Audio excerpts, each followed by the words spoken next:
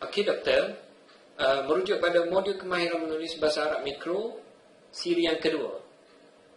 Apakah beza modul kemahiran menulis bahasa Arab Mikro siri kedua tersebut? Siri kedua ini sambungan kepada modul bahasa Arab Mikro untuk siri satu yang memberi fokus kepada ganti nama sahaja. Adapun dalam siri ini, dia sebagai lanjutan untuk melihat bagaimana bentuk ayat itu dibina atau sistem ayat dalam bahasa Arab itu dibina. Dan dalam modul ini kita akan perkenalkan perkara-perkara asas yang berkait dengan sistem ayat dan juga bahagian kedua iaitu bagaimana pengembangan kepada ayat itu berlaku.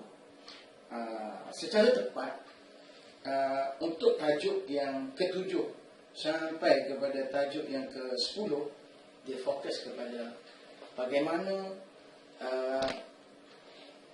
cara orang Arab berfikir apabila mereka ingin membentuk atau membina ayat.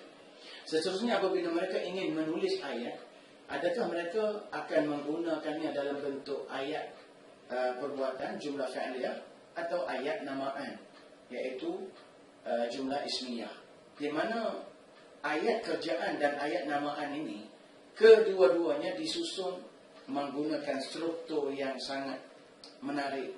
Contoh kat sini kita perkenalkan ayat mudah dan lebih simple. Tetapi dalam bentuk yang lebih lengkap lagi kita akan bekalkan kepada pelajar satu flashcard yang mengandungi 10 sistem ayat, di mana kita yakin dan beri jaminan sesiapa yang menguasai 10 sistem ayat itu bermakna dia sudah menguasai semua bentuk sistem ayat bahasa Arab. Senang kata, modul ini memberi penekanan kepada ayat 10. Senang kata lagi, ayat dalam bahasa Arab tak lari daripada 10 struktur asas sahaja atau 10 bentuk ayat sahaja.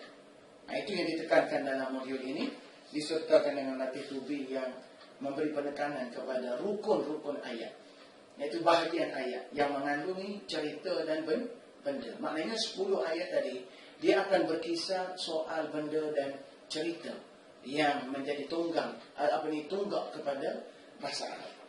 Kemudian sesudah pelajar menguasai perkara itu, kita akan bawa mereka memahami perkara yang kedua iaitu hukum kombinasi yang mesti dijaga dalam setiap jumlah fi'liyah dan juga jumlah ismiyah. Kalau dalam jumlah fi'liyah, apakah kombinasi yang perlu diketahui antara fi'lun dengan fa'il? Sebab kesalahan banyak berlaku dekat sini. Yang mana boleh berubah dan yang mana tak berubah.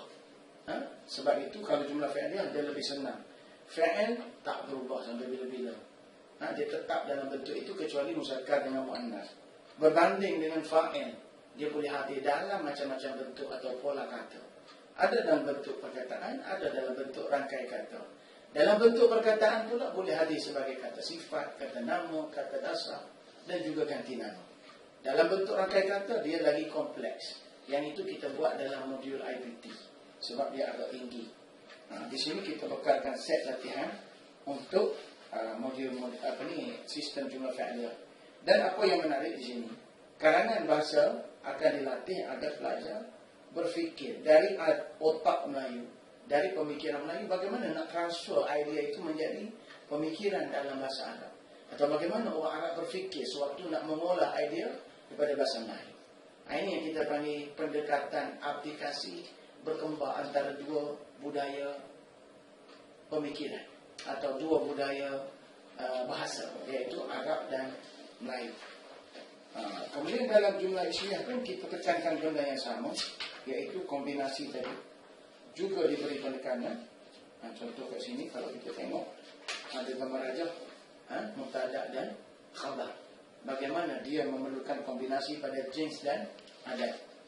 Apabila selesai dengan ini, kita tekankan juga bagaimana ayat itu berubah daripada ayat simple sekadar mubtada sahaja dan khabar sahaja sampai dia menjadi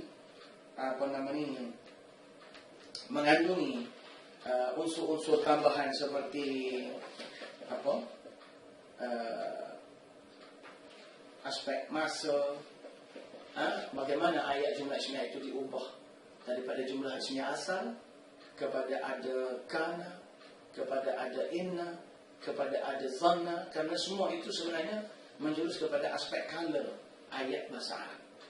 Ayat jumlah ismiyah bahasa Arab. Bahagian kedua modul ini bermula dengan memperkenalkan perkara-perkara yang berkait dengan adawat, seperti isyarah. Bagaimana isyarah itu ditekankan dalam penggunaan bahasa Arab. Okey, terima kasih doktor. Saya rasa